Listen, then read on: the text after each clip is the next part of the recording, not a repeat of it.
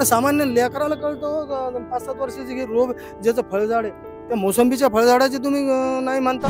वडिलोपार्जित जमिनीतल्या विहिरी आहेत, विहिरीचं तिथं प्रत्यक्ष दिसतील म्हणजे ड्रोनमध्ये दिसत नाही. तर विहीर आहे गेल्या 15-20 वर्षापासून, पण ती जमीन जी आहे ती दाखवता. अरे काय बिंडोकपणा लावला. ते आत्मदान करू द्यायचं, 100-200 लोकांना लोकसंख्या नियंत्रण आणण्याचा नवीन मार्ग तर काढला, की पायातला हातात काढायला लावला.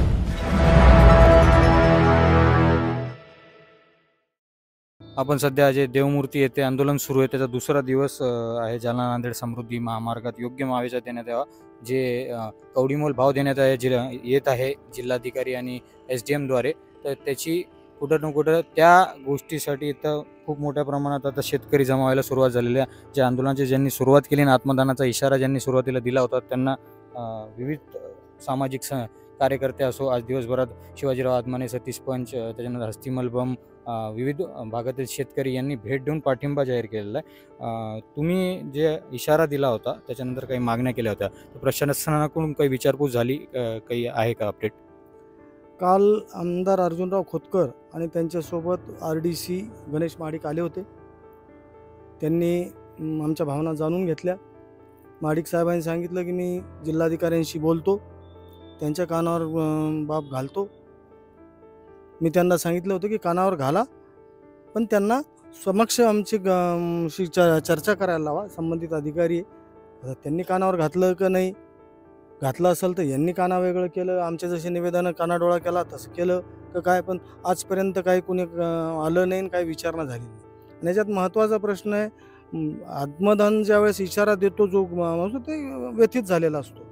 आणि याच्यात 2 जणांची भूमिका महत्त्वाची असते, की जे प्रॉब्लेम आहे सोल्युशन काढणारी एक संस्था म्हणजे प्रशासन, आणि त्याच्यानंतर जो सोल्युशन नाही निघालं, आत्मदानाची वेळ जर संबंधितांना राहिली तर त्यानंतर कायदा व सुव्यवस्थेचा प्रश्न निर्माण होऊ नये म्हणून जिल्हा पोलीस प्रशासन. तर दोघांशी खोतकर साहेब माझ्यासमोर बोलले. त्यांनी मुख्यमंत्र्यांनाही 2दा प्रयत्न केला, मुख्यमंत्र्यांनाही केला, पण संपर्क होऊ शकला नाही.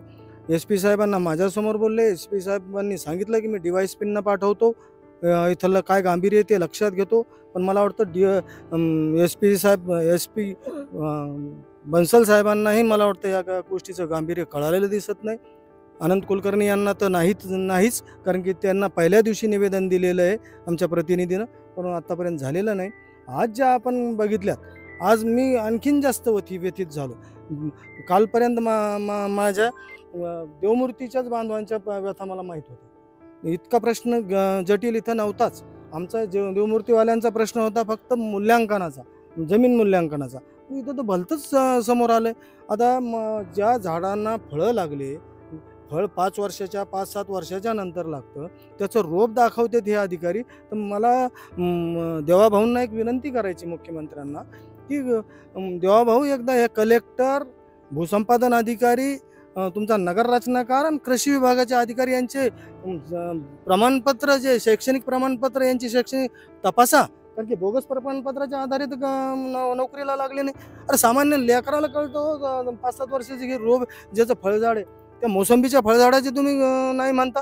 वडिलोपार्जित जमिनीतल्या विहिरी आहेत, विहिरीचं तिथं प्रत्यक्ष दिसतील म्हणजे ड्रोनमध्ये दिसत नाही. तर काय चालवलं काय, म्हणजे तुम्ही काय छळवण्याचा काय विडा उचलला की काय? दुसरं विहीर आहे गेल्या 15-20 वर्षापासून, पण ती जमीन जी आहे ती दाखवता. अरे काय बिंडोकपणा लावला. आणखीन काय करणार. अरे याच्यात आत्मदान करणाऱ्यांमध्ये भर पडेल बरं का. आज तरी कुटुंबातला एक माणूस सांगतोय. मला तर वाटतं असं जर झालं तर कुटुंब उद्ध्वस्त होतील. आणि आणखी आमची आता इतक्या दिवस मी शांततेने करायच्या मार्गावर होतो. काल बोललोय की शांततेत आहे, पण आता आणि शांततेतलं वादळ केव्हा उठल, मला वाटतं उद्यापासूनच उठायच्या मागे दिसतंय ते वादळ. कारण उद्यापासून आम्ही गुराढोरांसह बसणार आहे तिथं. गाडी, बैल, गुराढोरांसह इथं बसणार. परवा दिवशी आमच्या लेकी बाळी, आया बहिणी इथं येणार. आणि मला वाटतं आम्ही केव्हाच, आम्हाला जर वाटलं रात्रीच उठून गाड्या, बैल हे ते घेऊन याला जाणार, कारण की आम्हाला सामान्य जनतेला वेठीस धरायचंच नाही आहे. दिवसा आम्ही आंदोलन, रास्ता रोको करायचं नाही. आता गाई ढोरं घेऊन जायचं तर रास्ता बंद होईल, तर आम्ही दिवसाच कधीतरी निघून रात्रीतूनच कोणाला हे न देता SP ऑफिस किंवा याच्यात जाऊन बसू. हे प्रकार आता दिवसेंदिवस वाढणार आहे. SP साहेबांना माझी विनंती आहे की तुम्ही जातीनं या. कलेक्टर साहेबांना विनंती की जातीनं या.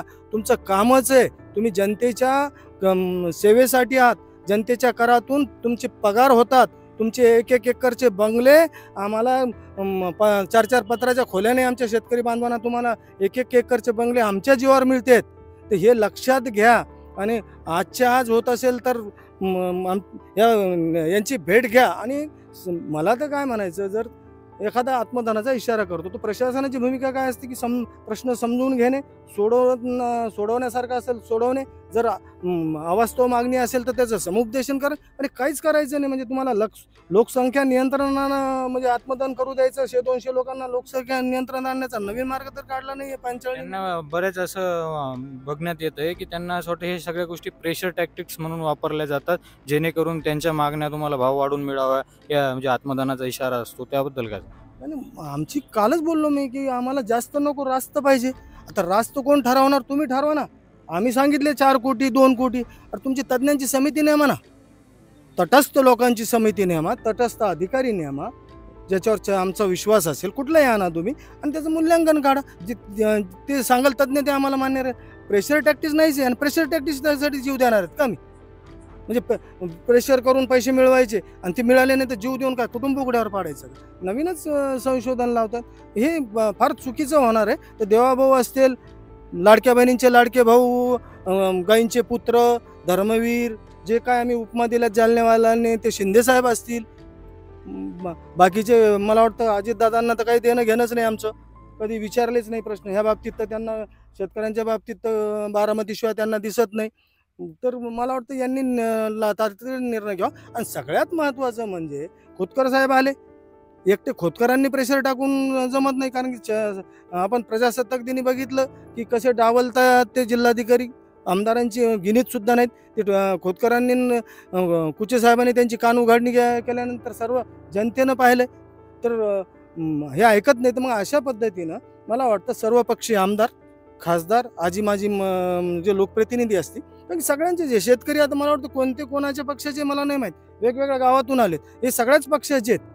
तर मग आणि नसतीलही तुमच्या पक्षाचे तर पुढं, पण एक नागरिक म्हणून तुमचे मतदार आहेत तुमच्या मतदारसंघातले, एकदा भेट घ्या, जाणून घ्या काय चाललं हे. नाही तिथं चारदा जाता, फोटो काढता, सत्कार करून घेता, भाषणं ठोकता, इथं मरायला लागले लोक. एकदा भेट द्या, जाणून घ्या.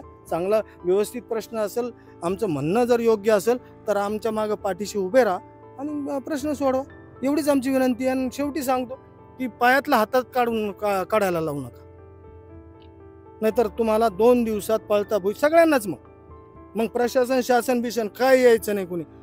2 दिवसात तुम्हाला यायला, आमच्याशी चर्चा करायला आहे, नंतर कुणाशीच चर्चा करायची नाही आम्हाला. आम्ही आमच्या लेवलवर प्रश्न सोडून नाही सुटला तर आम्ही आमचं बघू. असंही देशोधडीला लागणार तसंही बघू. पण एक आहे, आम्हाला 4 जणाला संपवलं, 10 जणाला पुढं घालून आम्ही जाऊ, एवढं माझा इशारा आहे. जसं आता आक्रमक भूमिका घेत दिलीप राठी यांनी खडसावलेलं आहे आणि अल्टिमेटम दिलेलं आहे प्रशासनाला की 2 दिवसात येऊन चर्चा करून घ्या.